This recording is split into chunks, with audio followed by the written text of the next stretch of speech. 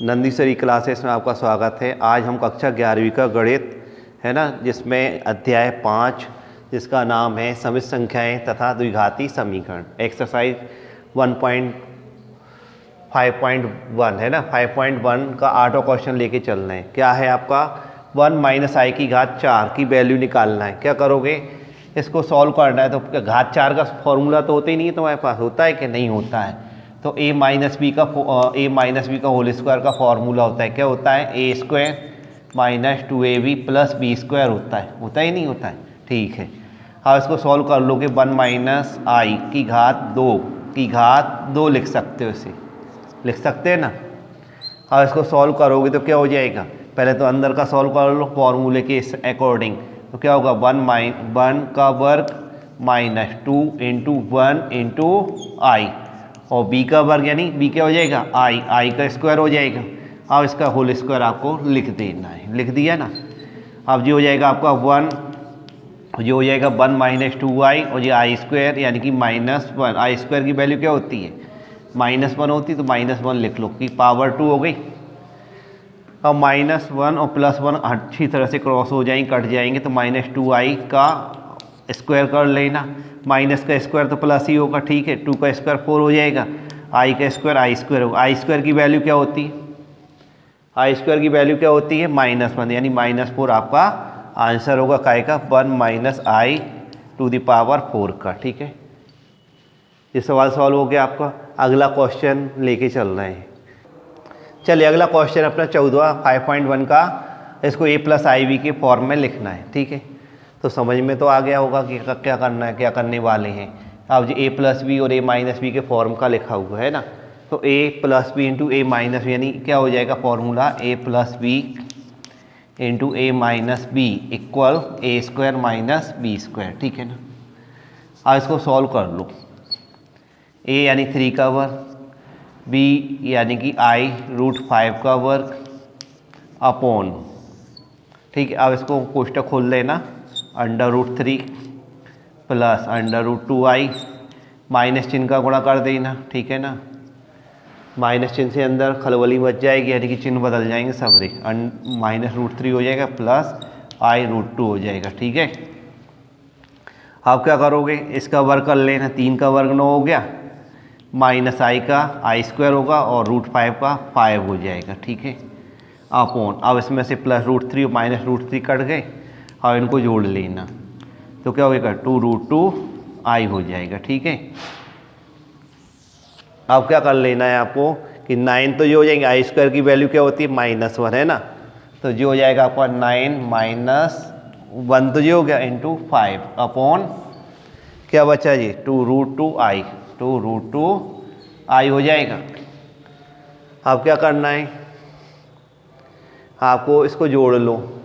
तो जो हो गए 9 और ये 5 कितने हो गए 2√2i। ठीक है, तो ये हो जाएंगे कितने 14/2√2i। नीचे है, ध्यान से लिख लेना, 2 सत्ते 14 कितने हो गए 2 सत्ते 14 हो गए ना। अब इसको सॉल्व करोगे यानी कि i का ऊपर नीचे मल्टीप्लाई कर देना। 7/√2 हो गया, होगा कि नहीं होगा। तो इसमें √2i का ऊपर नीचे गुणा कर लें, √2i का ऊपर नीचे गुणा कर दिया, तो क्या हो जाएगा 7√2i अपॉन जो हो जाएगा 2i स्क्वायर।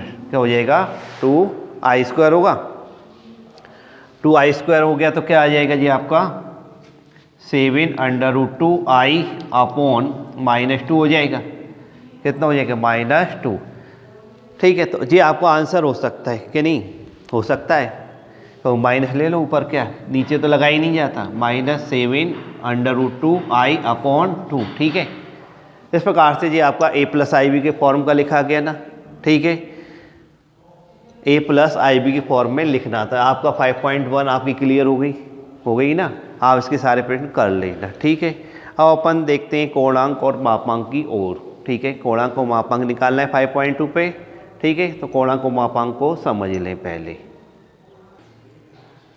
चलिए अपन एक्सरसाइज 5.2 में मापांक, कोणांक और ध्रुवीय रूप के बारे में जानते हैं। ठीक है ना, जैसे प्रश्न दिया है z बराबर -1 -i√3 इसे अपन त्रिकोणमितीय रूप में लिख लेंगे। यानी ध्रुवीय रूप क्या होता है, यानी कि आपका जो कार्तीय फॉर्म होता है उसको त्रिकोणमितीय रूप में लिखना ही आपका ध्रुवीय रूप कहलाता है। ठीक है, और इसमें आप तुलना कर लेना, यानी फर्स्ट एलिमेंट की फर्स्ट एलिमेंट से और सेकंड एलिमेंट की सेकंड से। ठीक है ना, तो फर्स्ट में -1 है और यहाँ आर कॉस थीटा बराबर -1 हो गया, आर साइन थीटा बराबर -√3 होगा। ठीक है, कंपेरिजन कर ली।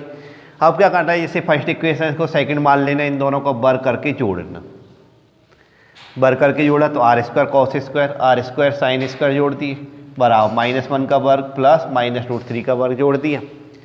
r² कॉमन ले लेना तो cos square plus sine square हो जाएगा और ये 1 होगा 1 + 3 अंडर से वर्ग घट जाएगा और -1 का वर्ग माइनस का वर्ग प्लस ही होता है तो 1 + 3 यानी 4 हो गया। r² = 4 आ गया तो r क्या वर्गमूल चला जाएगा, वर्ग हटाओगे ना, पक्षांतरण करोगे ना तो इसको हटाओगे तो इस साइड क्या होगा वर्गमूल, तो 4 का वर्गमूल कितना होता है धन 2 होता है। वो मापांक यानी आपको दूरी निकालना है वो हमेशा पॉजिटिव होती है, इसलिए माइनस चिन्ह लेके नहीं चल रहा है। ठीक है, मापांक निकालना समझ में आ गया। तो मापांक इसी प्रकार से आप सारे प्रश्नों के निकाल सकते हो अगर आपसे मापांक पूछा जाता है तो। अब आपसे कहा जाए कि आपको क्या निकालना है, कोणांक निकालना है। कोणांक यानी कि थीटा की वैल्यू निकालनी है। क्या निकालनी है, थीटा की वैल्यू निकालनी है। तो क्या करोगे, पहले में यानी कि दूसरे r साइन थीटा में r cos थीटा का भाग दे देना। क्या कर देना, r साइन थीटा में r cos थीटा का भाग दे देना। भाग दे दोगे ना, r साइन थीटा बटे r cos theta, r sine theta upon r cos theta बराबर क्या होगा -√3 अपॉन -1 होगा कि नहीं होगा। अब tan थीटा बराबर √3 हो रहा है कि नहीं हो रहा है। अब थीटा तृतीय चतुर्थांश में क्यों है, क्योंकि साइन और कॉस दोनों ही ऋणात्मक है। साइन और कॉस ऋणात्मक कहाँ होते हैं, तीसरे ही चतुर्थांश में होते हैं। आपको ध्यान होगा कि नहीं होगा कि ऑल सिल्वर टी कप है ना, तो तृतीय में ही तो साइन कॉस निगेटिव है, tan पॉजिटिव है ना वहाँ तो हल करने में tan पॉजिटिव ही आ रहा है। ठीक है, थीटा तृतीय चतुर्थांश में है तो tan थीटा बराबर क्या हो जाएगा, तृतीय चतुर्थांश में क्या होता है पाई प्लस होता है। क्या होता है पाई प्लस, यानी पाई से अधिक जो मान होते हैं वह तीसरे में जाते हैं, पाई प्लस लिखोगे। अब √3 वैल्यू काय की होती है, tan में पाई/3 की होती है, tan 60 की वैल्यू होती है, tan 60 के बाद √3 होता है तो इसको लिख सकते हो आप क्या पाई प्लस पाई/3। तो थीटा तो इसको सॉल्व करोगे तो 4पाई/3 हो जाएगा। क्या हो जाएगा 4पाई/3। तो थीटा = क्या हो जाएगा आपका 4पाई/3 हो जाएगा। कोणांक निकल आया आपका 4पाई/3। अब आपसे कहा जाए कि इसे ध्रुवीय रूप में लिखो। अगला जो प्रश्न है आपका ध्रुवीय रूप का, मैं इसी प्रश्न में ही आपको ध्रुवीय रूप समझाए दे रहा हूँ। ठीक है, आपसे कहा जाए ध्रुवीय रूप लिखो। क्या लिखो, ध्रुवीय रूप। ध्रुवीय रूप में क्या करना है मालूम, कुछ नहीं करना, सवाल उठा लो -1 - i √3 लिख लिया। अब इसमें वैल्यू रख लो, r की वैल्यू रख लो। r क्या था, r cos theta plus i sine theta. ठीक है, अब इसमें r की वैल्यू क्या निकली थी, अपनी मापांक 2 निकला था, 2 रख दिया cos, और थीटा की वैल्यू कितने की निकली 4पाई/3 i साइन 4पाई/3। तो ये हो गया आपका ध्रुवीय रूप हो गया, ये आपका ध्रुवीय रूप हो गया। हुआ कि नहीं हुआ। इस प्रकार से आपकी 5.1 और 5.2 दोनों क्लियर हो गए। आपको करना है पूरा। ठीक है, अगर आपको कोई समस्या आती है ठीक है तो आप क्लास में आइए और हमसे कंसल्ट कीजिए, पूछ लीजिए जो भी समझ में नहीं आ रहा है। ठीक है, पर आपको नोट्स बनाते जाना है। आपको जो एग्ज़ाम होंगे जो आपको पढ़ाया जा रहा है उतना ही आएगा। जिन्हें कहना कि क्लास में माँ ही नहीं है तो क्या कर, मैं आपको वीडियो के माध्यम से समझा रहा हूँ, सिखा रहा हूँ। अगर आप नहीं आ रहे तो आपकी कमी मानी जाएगी ये। ठीक है ना, तो आप क्लास में आके पूछ सकते हैं।